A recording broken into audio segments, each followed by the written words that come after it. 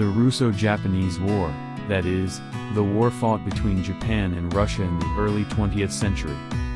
In the previous article, I explained how the Russo-Japanese War ended with the repulsion of the Russian attack at the Battle of Haikoutai. The Japanese forces were exhausted after fighting off a Russian assault at the Battle of Haikoutai. The Japanese did not have any spare troops. The death rate of junior commanders, who actually commanded soldiers, was particularly high, and the army's command capability was much lower than before the war began. Kodama was impatient. If things continued as they were, the war would not be able to continue. He had also heard through intelligence that the domestic situation in Russia was unstable.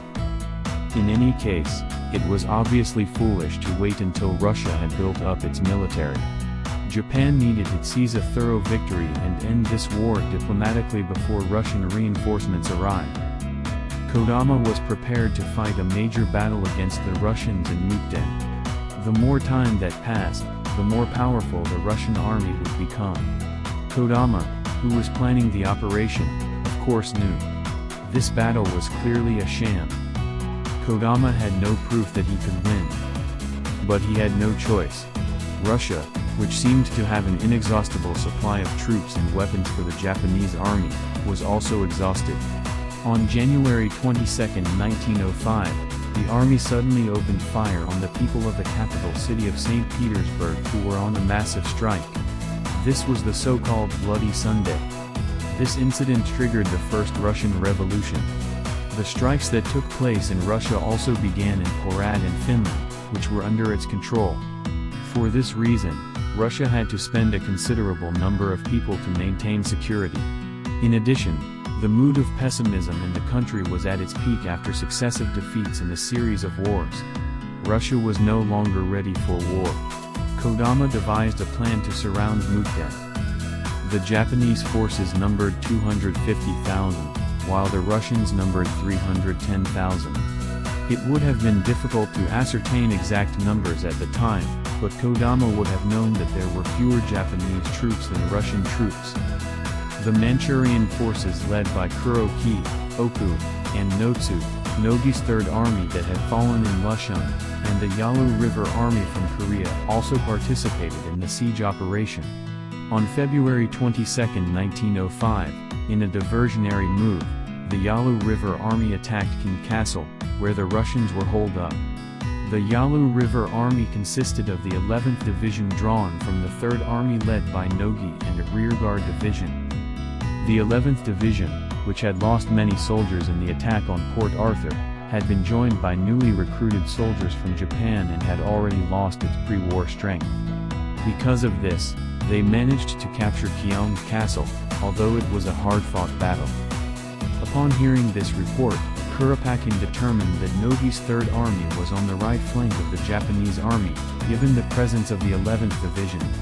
Kuropakin thought highly of Nogi's capture of Lushan, and moved his reserves and placed them on the right flank of the Japanese army.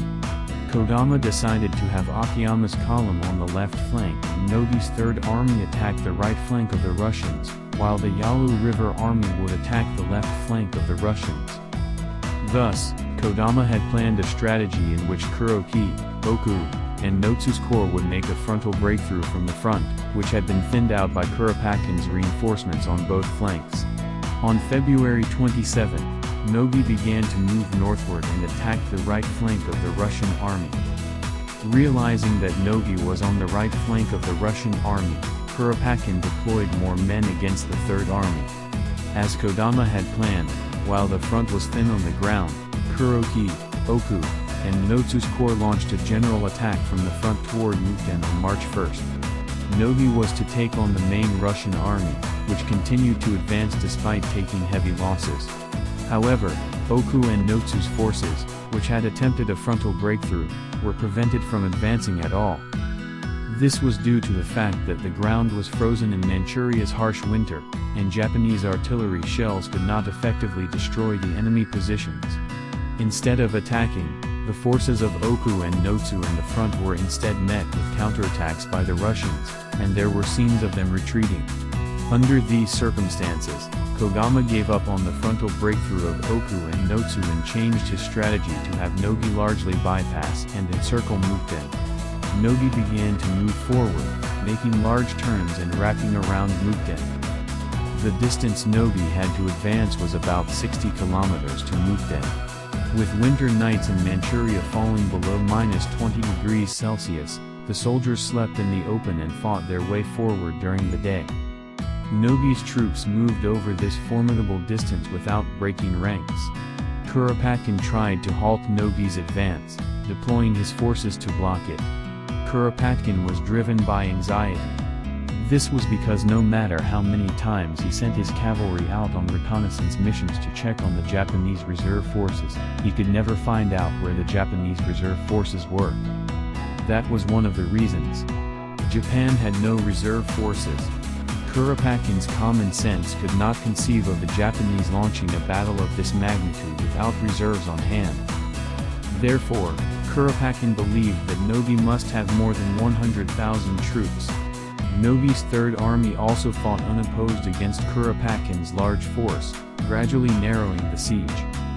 On March 6, Kuropatkin turned his army, which was fighting Oku and Notsu in front, against Nogi. Nogi faced an even larger army and was in great difficulty. The Japanese forces were being pushed on all fronts and were in a veritable state of collapse. Nevertheless, Kodama ordered the 2nd and 4th armies to advance, and was determined to take Mukden. On March 7, Kuropatkin suddenly ordered a retreat. He feared that Nogi would besiege Mukden. He thought Nogi still had an intact reserve force. This surprised General Oyama and Chief of Staff Kodama of the Japanese army. In response, the forces of Oku and Notsu advanced and succeeded in capturing Mukden. Kuropatkin also lost Mukden, which he had designated as his last defense point. But that was not all he lost. During the retreat march, order in the Russian army collapsed, and looting and violation of orders to superiors became rampant. It was no longer a military force. Therefore, Kuropatkin abandoned his original retreat point at Chaling and fled further north. The Japanese wanted to pursue, but ran out of bullets and could only watch as the Russians retreated with ease. The Japanese suffered 75,000 casualties in the battle. The Russians also suffered 90,000 casualties, including prisoners of war.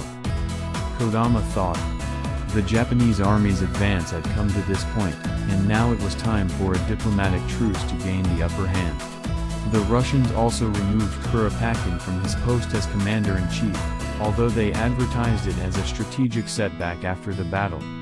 This was a personnel move tantamount to admitting defeat. Tsar Nicholas II of Russia still had hope. The Russian army has 2 million troops. He said that if the Baltic fleet could defeat the Allied fleet, the situation would change again. The outcome of the war would be decided by the battle between Japan's combined fleet and Russia's Baltic fleet. In the next article, I will explain the great voyage of the Baltic fleet of Russia. If you enjoyed this article, please subscribe to our channel and click the like button.